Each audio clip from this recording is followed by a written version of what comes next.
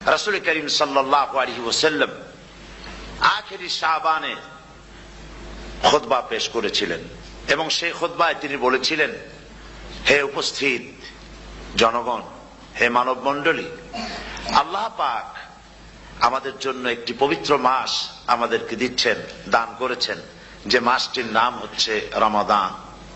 রমাদান হচ্ছে রামদুন, রা মিম দত, রাম ধাতু থেকে উৎপত্তি, এর অর্থ হচ্ছে জ্বালানো, পুড়িয়ে দেওয়া, ভস্ম করে দেওয়া।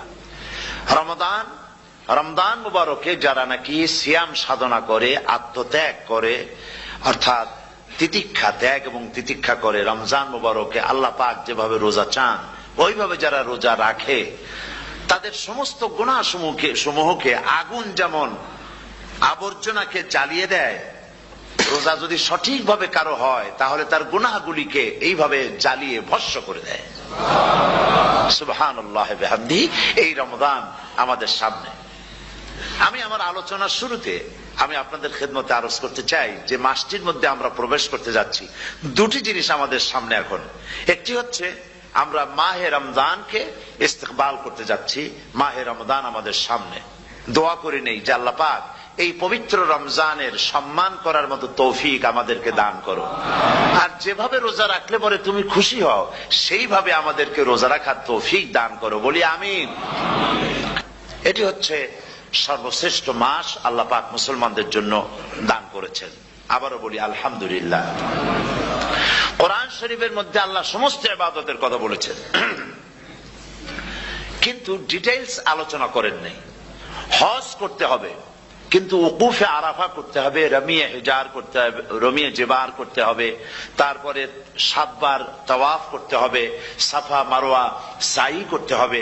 এগুলি কিন্তু কোরআন শরীফে আসে নাই, ডিটেইলস আসে নাই।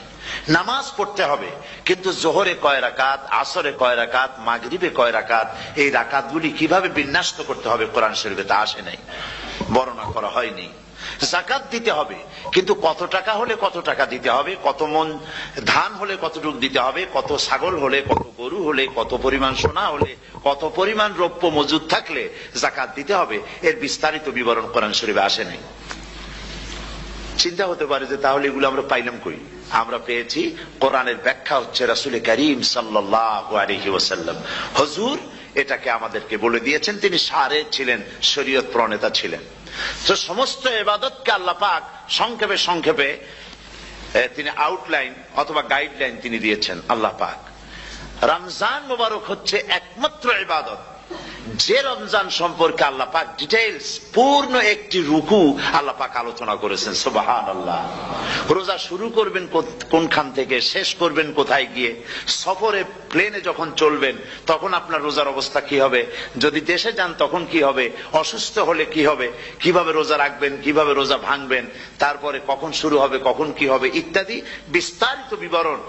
রোজার মতো করে এত অন্য কোন ইবাদতের ব্যাপারে আল্লাহ এতটা বলেন নাই যতটা বলেছেন রোজার ব্যাপারে। তাহলে নিশ্চয়ই বুঝতে পারছেন রোজাটা অত্যন্ত গুরুত্বপূর্ণ ইবাদত। সবটাই গুরুত্বপূর্ণ, কিন্তু রোজাটা আল্লাহর কাছে বেশি গুরুত্বপূর্ণ। সুবহানাল্লাহ।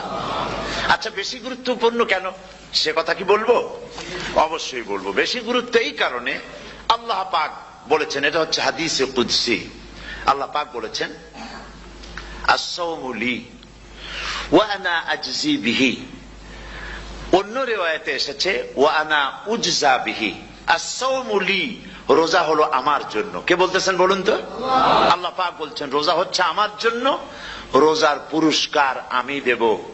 অন্য বর্ণনায় এসেছে রোজা আমার জন্য আর রোজাদারের পুরস্কার আমি আল্লাহ নিজেই পুরস্কার। সুবহানাল্লাহ, সুবহানাল্লাহ। তাহলে প্রশ্ন আসে, আল্লাহ পাক বলছেন রোজা আমার জন্য, আস-সাওমু লি। আল্লাহ তো একথা কোথাও বলেননি আজ-যাকাতুলি, আস-সালাতুলি, আল-হাজ্জুলি। রোজা আমার কি বলে, যাকাত আমার জন্য, হজ আমার জন্য, নামাজ আমার জন্য, একথা কিন্তু আল্লাহ বলেন নাই। অবশ্যই আমরা যাকাত হোক, নামাজ হোক, হজ হোক কার জন্য করি? আল্লাহর জন্য করি। রমজানের ব্যাপারে আল্লাহ খাস করেছেন যে আস-সাওমু লি, রোজা আমার জন্য। এই কথাটার অর্থ কি, তাৎপর্য কি, ব্যাখ্যা কি, সিগনিফিকেন্স কি? এর সিগনিফিকেন্স হচ্ছে এই যে প্রত্যেকটা ইবাদতের দুটি ধরন আছে। কয়টা ধরন বলুন তো? দুটি ধরন। একটি ধরন হচ্ছে বাহ্যিক আর একটা হচ্ছে আভ্যন্তরীণ।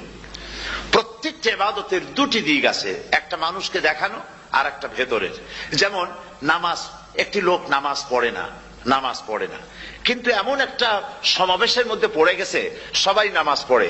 এখন আমি যদি নামাজ না পড়ি তাহলে লোকে বলবে কি? তখন উজু আছে কি না আছে দাঁড়ায় গেল আল্লাহু আকবার। তাহলে দেখা গেল নামাজ আল্লাহর জন্য পড়ে, আবার মানুষের জন্য দেখাবার জন্য করে। যাকাত এটা দেয় মানুষে, তার নিয়তটাকে আল্লাহ পাক ভালো জানেন। কিন্তু কিছু লোক তেমন আছে যাকাতের নামে লুঙ্গি, আমাদের দেশে আছে, এখানে কি করে আমি জানি না, লুঙ্গি শাড়ি কিনে তারপরে বাড়িতে সব জমা করে এরপরে গরিবদের দাওয়াত দেয় এবং সকলকে দেখায় এভাবে লুঙ্গি দিল, শাড়ি দিল, লোকেরা দেখলো যে জাকাত দিল, খুব জাকাত দিয়েছে। কোরবানির ব্যাপারে এভাবে বিরাট একটা গরু কিনলো, কিনে মানুষকে দেখাইলো। চট্টগ্রামে আছে সবচেয়ে বড় দামের গরু একটা কিনে গরুর গলায় মালা একটা পরাইয়া তারপরে শহর ঘুরায়। এখন অবশ্য এটা কমে গেছে আগের থেকে অনেক। মানুষ দেখুক যে ও মুখে এই গরুটা কোরবানি করেছে। এটা কি কোরবানির জন্য হলো না মানুষকে দেখাবার জন্য হলো? হজ, টাকা আছে, লোকেরা বলবো কি যে এত টাকার মালিক তাও হজে যায় না, সুতরাং যাই একটু হজ করে আসি। তাহলে হজ করা গেল, আবার মানুষকে দেখাবার জন্য করলো। দুটি জিনিস আছে। কিন্তু একমাত্র রোজা যদি কেউ রাখে মানুষকে দেখাবার জন্য সকাল থেকে শুরু করে সন্ধ্যা পর্যন্ত না খাইয়া কোনো পাগলও থাকবে না। বলেন আপনারা ঠিক কিনা? সে তো মানুষকে দেখাবার জন্য দাঁত টাত পরিষ্কার করে নিল আর দুপুরে ভাত খাই নিল, বউতেও টের পাইল না। পারবে কিনা? পারবে। টয়লেটে গিয়ে খাই নিল ভালো করে, কোন একটা আড়াল জায়গা নিয়ে খেয়ে গেল, বাচ্চাও দেখলো না, বউতেও দেখলো না, খেয়ে নিল। তাহলে সে তো রোজা রাখলো না। আল্লাহ পাক বলছেন আসসামুলি, রোজা হচ্ছে আমার জন্য। যে রোজা রাখে আমার জন্যই রাখে, মানুষকে দেখাবার জন্য সারাদিন না খেয়ে থাকার কোনো প্রশ্নই ওঠে না। সুবহানাল্লাহ। সুতরাং রোজা যে রাখলো সে আমার জন্যই রাখলো। ওয়া আনা আজজি বিহি, রোজার পুরস্কার আমি আমার হাত দিয়ে দেব। সুবহানাল্লাহ, আমার হাত দিয়ে দেব। ম্যানেজার যদি বলে এই কাজগুলি করলে পরে বেতন, নির্ধারিত বেতন পাবা, আর এইটা যদি করো তাহলে বেতনটা আমি দেবো আমার হাত দিয়া, তাহলে এমপ্লয় যারা তারা বুঝতেই পারবে যে মালিক যখন নিজেই দেবে তাহলে ম্যানেজারের মতো দেবে না, মালিক মালিকের মতোই বড় করে দেবে। তো আল্লাহ পাক ফেরেশতাদের কাছে এটা রাখেন নাই, সব নাকি তোমরা লেখো গিয়া, আর রোজার সওয়াব আমার হাত দিয়ে আমি দেব। সুবহানাল্লাহ।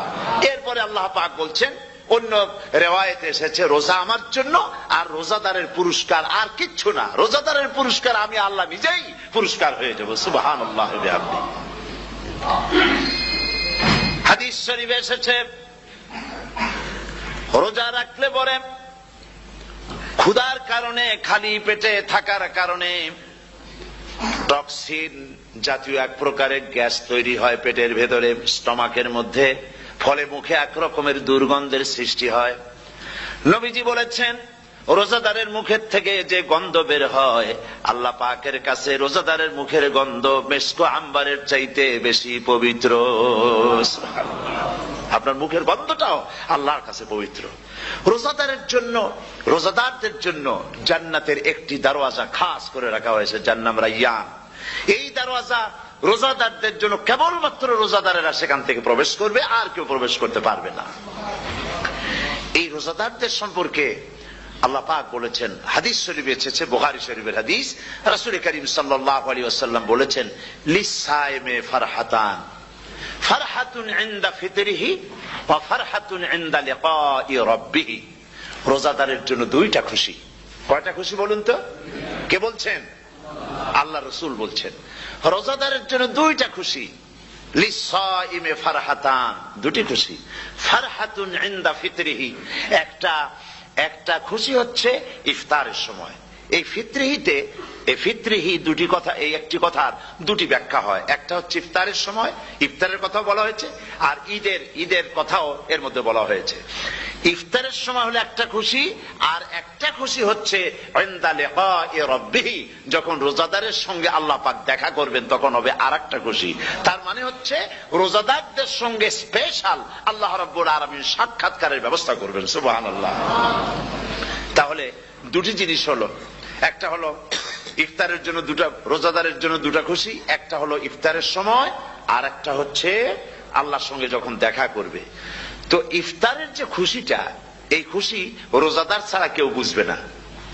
ইফতার সারাদিন রোজা রাখার পর সামনে পেঁয়াজি, বেগুনি, সালাদ, তরমুজ, মিষ্টি, তারপরে আম্বালা সুইট মিটের নানান রকমের মিষ্টি, এরপরে মুড়ি, কত কিছু সব সামনে নিয়ে বসে আছে। দেখছেন অবস্থা? সমস্ত কিছু সামনে বসা, ঘড়ির দিকে তাকানো। আপনি যদি 5 মিনিট আগে খান, ফেরেশতা এসে মুখের উপর থাপ্পড় মারবে, বেটা খাইলি কেন? বলবে কেউ? বলবে না। কোন ফেরেশতা লাঠি নিয়ে দাঁড়ায় আছে? দাঁড়ায় নাই। কিন্তু আপনি খাচ্ছেন না কেন? সুবহানাল্লাহ, সুবহানাল্লাহ বলবেন না? অন্তত 1500 বছর আগে আল্লাহ রাব্বুল আলামিন নির্দেশ করে রেখেছেন, সূর্য সাদা হওয়া থেকে, পূর্ব দিগন্ত সাদা হওয়া থেকে শুরু করে পশ্চিম দিগন্তে যখন কালো হয়ে কালো রেখা দেখা দেবে, যখন মাগরিব হয়ে যাবে, সূর্যাস্ত যাবে, ততক্ষণ পানাহার আর স্ত্রী সম্ভোগ থেকে বিরত থাকো।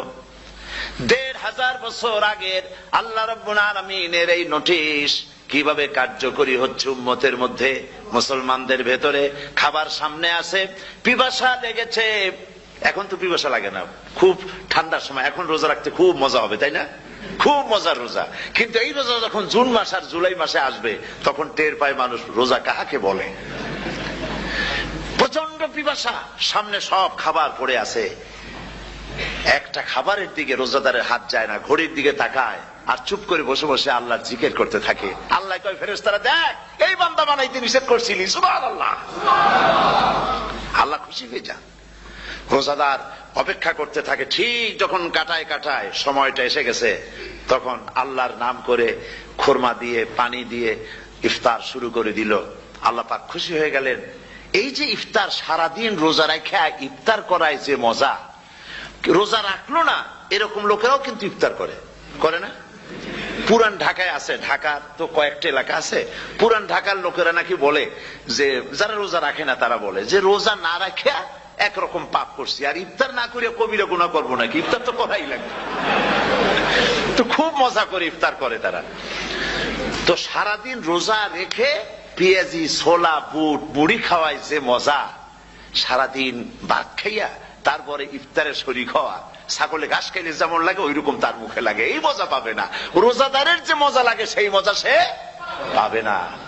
সারা মাস রোজা থাকার পর, আল্লাহর হুকুম মেনে সারা রাত রোজা রাখার পর, তারপরে ঈদের দিনে জামা কাপড় পরিষ্কার করে, শেরওয়ানি গায়ে লাগাইয়া, পাঞ্জাবি পরে, আতর মেখে, এরপরে ঈদের জামাতে যখন দাঁড়ায় যায়, সে যে মজা পায়, সারা মাস রোজা রেখে ঈদের জামাতে গিয়ে সে যে মজা পায়, যে রোজা রাখলো না, ঈদের দিনে খুব জামা, পাজামা, সেন্ট এগুলো মেখে টেকে প্রথম কাতারে গিয়ে দাঁড়ায় গেছে, ও সেই মজা পাবে না। ওর মনের মধ্যে একটা চোর চোর ভাব থেকেই যায়।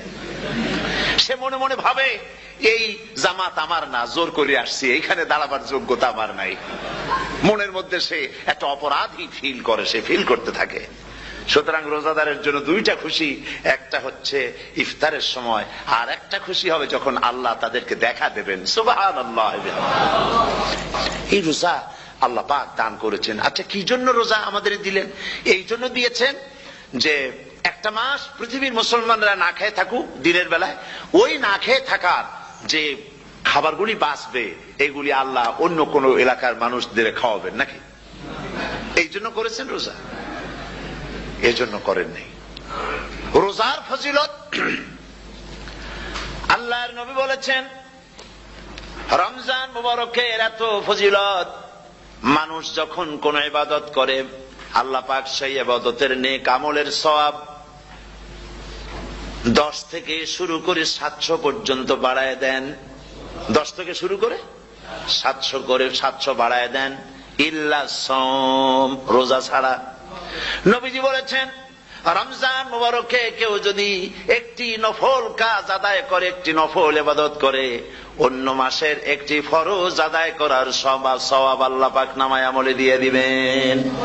রমজান মুবারকে কেউ যদি একটি ফরজ আদায় করে, অন্য মাসের 70টি ফরজ আদায় করার মতো সওয়াব আমলনামায় আল্লাহ দিয়ে দিবেন। সুবহানাল্লাহ।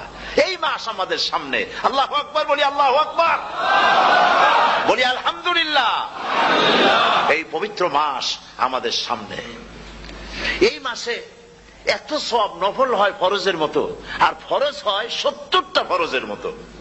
এত সওয়াব কেন হইল? আমরা না খেয়ে থাকি সেই জন্য নাকি? বলতে পারেন কেন হলো? একটি কারণ, শাহরু রমাদান আল্লাযী উনজিলা ফীহিল কুরআন। সুবহানাল্লাহ বলবেন না?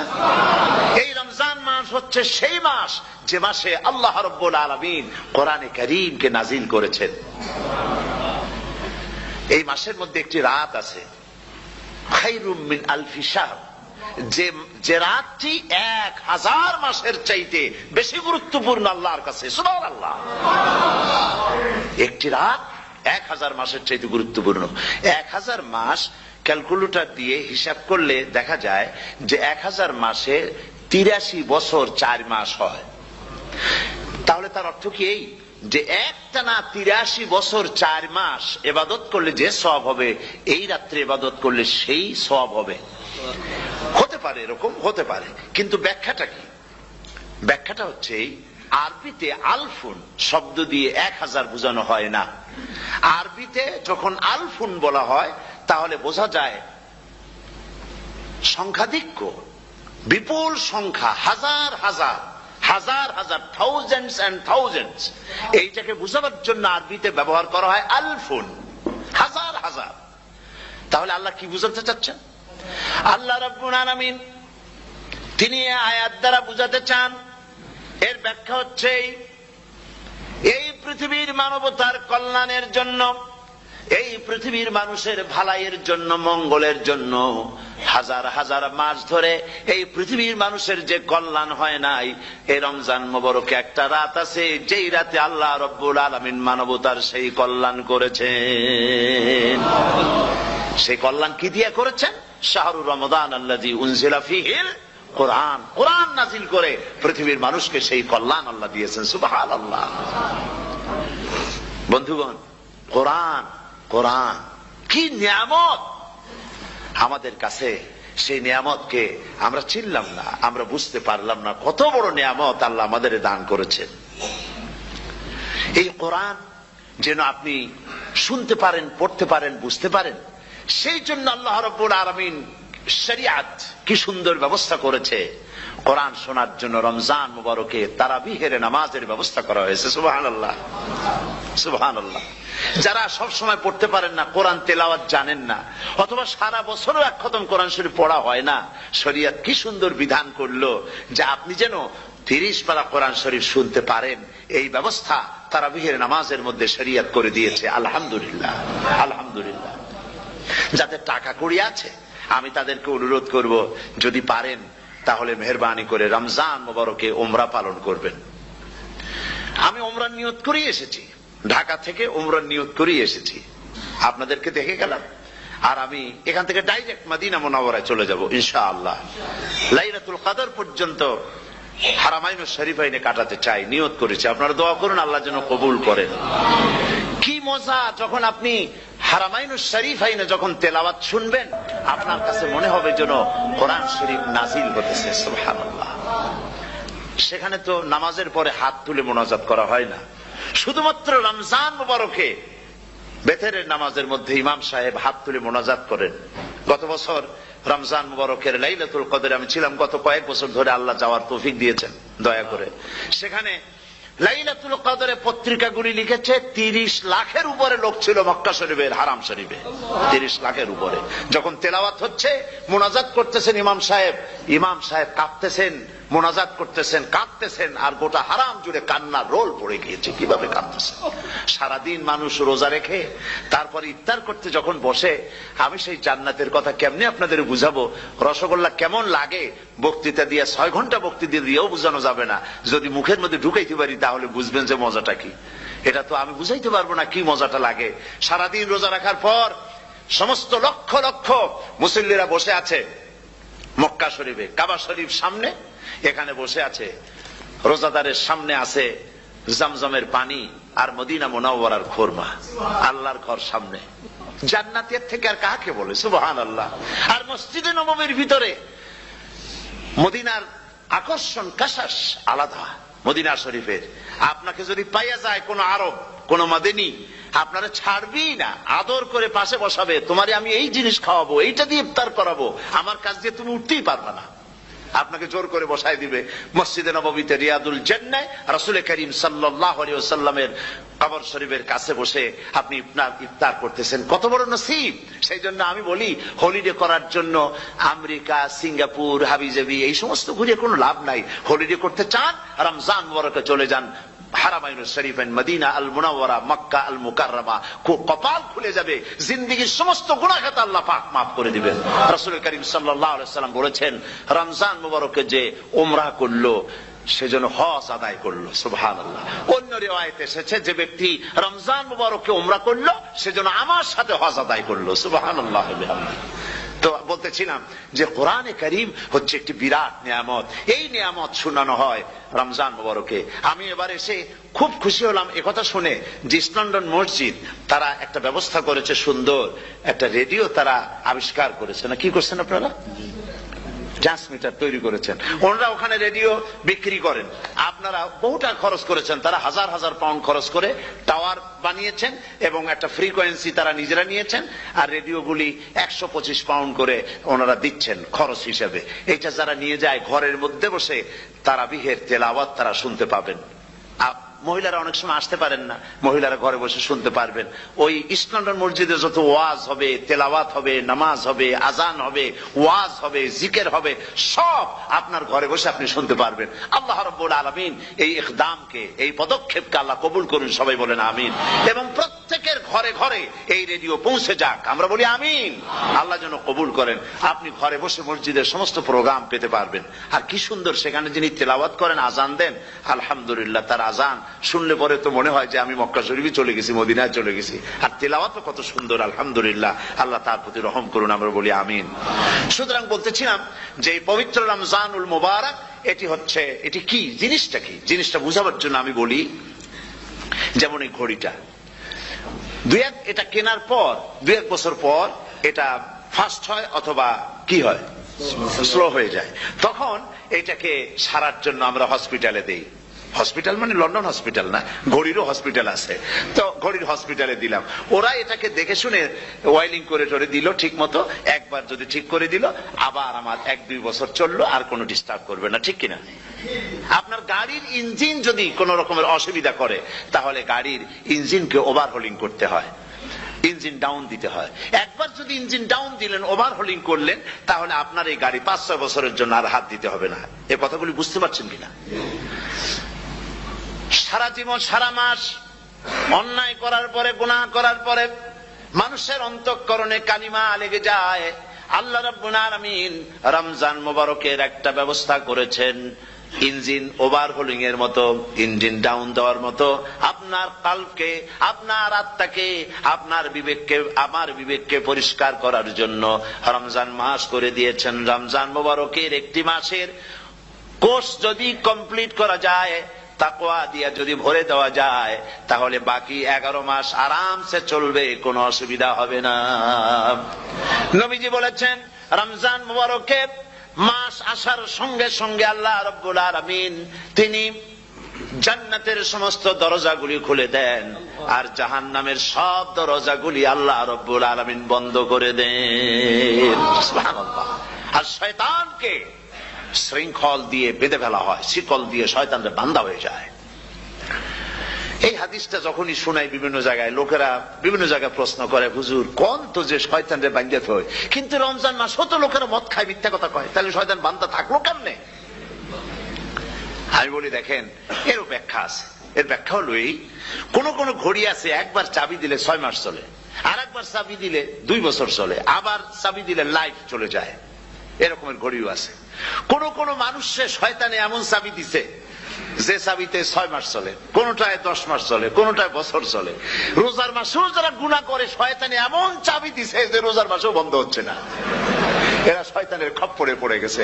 আল্লাহ এই চাবি থেকে মুসলমানদেরকে হেফাজত করুন, বলি আমিন। জোরে বলেন আমিন। শয়তান থেকে পানাহ কেউ দিতে পারে না, কোন গভর্নমেন্ট পারবে না। ব্রিটিশ গভর্নমেন্ট পারবে নাকি? American government? কেউ পারবে না। শয়তান থেকে পানাহ দিতে পারে কেবলমাত্র কে? ওই আল্লাহ রাব্বুল আলামিন আমাদেরকে শিখায় দিয়েছেন শয়তানের ওয়াসওয়াসা থেকে আমার কাছে পানাহ চাও। আউযু বিল্লাহি মিনাশ শাইতানির রাজিম। বিতাড়িত মরদুদ শয়তানের ওয়াসওয়াসা থেকে পানাহ চাই, আল্লাহর কাছে পানাহ চাও। আল্লাহ পাক বলেন আমি পানাহ দিতে পারি শয়তানের ওয়াসওয়াসা থেকে। শয়তান থেকে আশ্রয় একমাত্র সিকিউরড, নিরাপত্তা পেয়েছেন আল্লাহর পয়গম্বরেরা। সুবহানাল্লাহ। আম্বিয়া আলাইহিমুস সালাম তারা আল্লাহ কর্তৃক নিয়ন্ত্রিত। শয়তানের ক্ষমতা নাই পয়গম্বরদের কাছে যাওয়া। চতুর সীমানার ভেতরে শয়তান প্রবেশ করে কোন নবীকে ওয়াসওয়াসা দিতে পারবে না। বলি সুবহানাল্লাহ। এই জন্য শয়তান থেকে বেঁচে যাওয়া, শয়তানের ওয়াসওয়াসা থেকে বাঁচা খুবই কঠিন। সেই জন্য আল্লাহ পাক বলছে শয়তানকে বেঁধে রাখা হয়, জান্নাতের সমস্ত দরজা খোলা, জাহান্নামের সমস্ত দরজা বন্ধ হয়ে যায়। এই নিয়ামতের মাস আমাদের সামনে। প্রত্যেকটি যখন কোন ওয়ার্কশপ হয় তো ওয়ার্কশপের জন্য এক একটা কি বলে সিলেবাস থাকে। রমজান মুবারক একটা ওয়ার্কশপ। এই ওয়ার্কশপের মধ্যে একটা সিলেবাস আছে, সেই সিলেবাসের নাম হচ্ছে কোরআন। কোরআন কোরআন কোরআন নাজিলের মাসে আমরা কি কোরআন তেলাওয়াত করি? বলেন।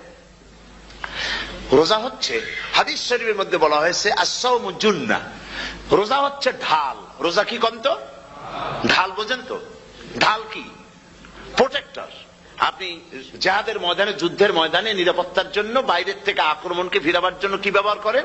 ঢাল ব্যবহার করেন। রোজা হচ্ছে ঢাল। শয়তানের সমস্ত আক্রমণ থেকে বাঁচার জন্য রোজা হচ্ছে ঢাল। রোজার দিনে কেউ যদি আপনার সাথে ঝগড়া করে তাহলে রাসূল বলেছেন তুমি বলো, তুমি ঝগড়ায় প্রবৃত্ত হবে না। তোমার সাথে যদি কেউ ঝগড়া করে তুমি বলবে ইন্নী সাইম, আমি রোজাদার। আমি তোমার মতো ঝগড়া করতে আমিও পারি, আমি তোমার মতো গালাগালি দিতে পারি, কিন্তু আমি দেব না, ঝগড়াও করব না, গালিও দেব না, মারামারিও করব না, কারণ আমি রোজাদার। সুবহানাল্লাহ। রোজা আপনাকে গুনাহ থেকে বাঁচায় দেবে। দেখেন রোজা কিভাবে গুনাহ থেকে বাঁচায়। মিথ্যেবাদী, মিথ্যেবাদী সারাক্ষণ মিথ্যে কথা বলে, কিন্তু রোজার মাস আসছে। এখন মিথ্যাবাদী যারা, তাদের ঘনিষ্ঠ লোকদের কাছে শুনেছি যে তারা বলে যদি কোনো লোক দিনের বেলা আইসা যায় আর এমন কথা, যে কথা বলতে গেলে মিথ্যা বলা ছাড়া উপায় নাই তার জন্য, সে তখন বলে ভাই তুমি তো অসময় আসছো, এখন আমি খুব ব্যস্ত, আই এম ভেরি বিজি, তুমি রাত্রে আসো। কথা বুঝতে পেরেছেন তো? রোজা হচ্ছে কি? রোজাটা কি বলে? ঢাল। কোন মেয়ে লোকের দিকে চোখ পড়লো, আহা আমি তো রোজাদার, চোখকে সাথে সাথে নিচে নামায় ফেললো। গানের আওয়াজ আসলো, আমি তো রোজাদার, সে গানটা শুনলো না। কাজী সমস্ত গুনাহ থেকে বাঁচার জন্য রোজা একটা বিরাট হাতিয়ার। সুবহানাল্লাহ। এই মাসে আল্লাহ রাব্বুল আলামিন এই মাসটা, এই রোজাটা কেন দিয়েছেন? লাআল্লাকুম তাত্তাকুন। ইয়া আইয়ুহাল্লাযীনা আমানু কুতিবা আলাইকুমুস সিয়ামু কামা কুতিবা আলাল্লাযীনা মিন ক্বাবলিকুম লাআল্লাকুম তাত্তাকুন। হে বিশ্বাসীরা, তোমরা যারা ঈমান এনেছো শোনো, আমি রোজাকে তোমাদের জন্য ফরজ করেছি যেমন করে ফরজ করেছিলাম তোমাদের পূর্বপুরুষদের উপরে। রোজা শুধু আমাদের উপরে ফরজ হয়েছে তা না, আমাদের আগে যারা যেসব নবীরা আসছিলেন তাদের উপর রোজা কি ছিল? ফরজ ছিল। সুতরাং এই রোজা তোমাদের উপরে ফরজ, এই জন্য লাআল্লাকুম তাত্তাকুন, যাতে করে তোমরা কি হতে পারো? পরেজগার হতে পারো। কি হতে পারো? পরেজগার, মুত্তাকি হতে পারো, আল্লাহকে ভয় করতে পারো। একমাত্র আল্লাহ